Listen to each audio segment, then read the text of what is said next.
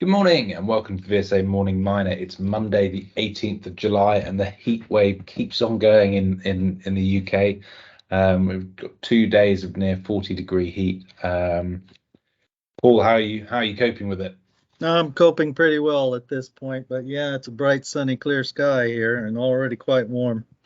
Good, glad to hear it. Right, well, after an incredibly busy week last week where we had huge amounts of news, it's a bit quiet today. I guess now we're getting into the summer period. But what have you seen out this morning? Well, the bigger news is the Johnson Matthey announcement. Johnson Matthey being the PGM's tech and chemicals producer here listed in London. They have announced that they are going to build a gigafactory to build fuel cells in the UK.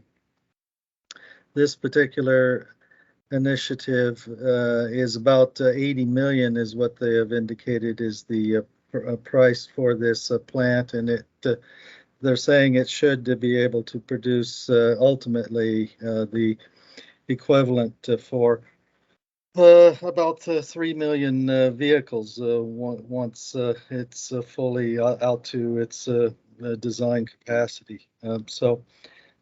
Very supportive for the UK's own initiatives around the non-internal combustion engine vehicles for transportation, for sure. Yeah, and after Johnson Matthey sold their other battery businesses, now I guess concentrating through the hydrogen strategy.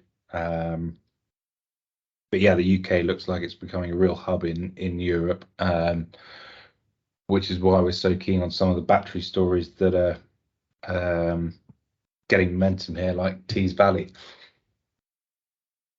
Yes, that's for sure. And it'll be interesting to see just what other kind of supporting news has to come out in order to from other firms that would otherwise be suppliers to the facility then that will be coming out as news releases in due course. Yeah. Okay. I think we're on to sort of relatively brief announcements from elsewhere. A couple of management changes from VSA clients and Shanghai Mining Club clients. Should we start with Caracal? Caracal Gold, yes, that's the Kenya gold producer, the Kalima Pesa mine over there in northwest Kenya. They have announced that they've appointed Ryan Lombard to the board as executive director and chief operating officer, effective immediately. He's been general manager of the facility at Kalima Pesa since February, and they also announced that Stephen Muller has been appointed as non-executive director. These in part feed on to the news that Gerard Kisby-Green is stepping away from the non-executive chair role to a NED role because he's taking up a position as non-executive chair of AIM quoted Namibia tantalum, niobium, and lithium developer Kazera Global. Yeah, and Rian's work at Caracal's really been leading that review of the Kalima Pesa operation and the new strategy for optimizing production there and developing the growth strategy. So I think it makes sense that he's now become part of the board, given how central he's been to the operational changes that have been made so far. Yes, and we're looking forward to the next formalized release from Caracal too, just to see what kind of progress they're making, particularly with the heap leach, which they just got underway some weeks ago.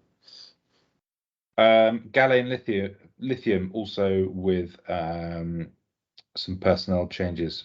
Yes, that's right. They put a new exploration manager in place, Alvaro Enriquez, for for full exploration operations for both their Argentina and Australia pegmatite activity, as well as the brine activity in Argentina. He's a well-established geologist, hydrogeologist, and has also got 11 years of experience with SQM, so very valuable for his expertise. Okay. Paul, anything else this morning? Only to say that there was softness in the uranium market last week, such that the price had come down late in the week to $47 a pound. Excellent. All right, Paul, we'll call it a day for today. I think with Andrew just flying up from Cornwall right now, he'll be back on the podcast tomorrow. So speak then. Okay, see you then.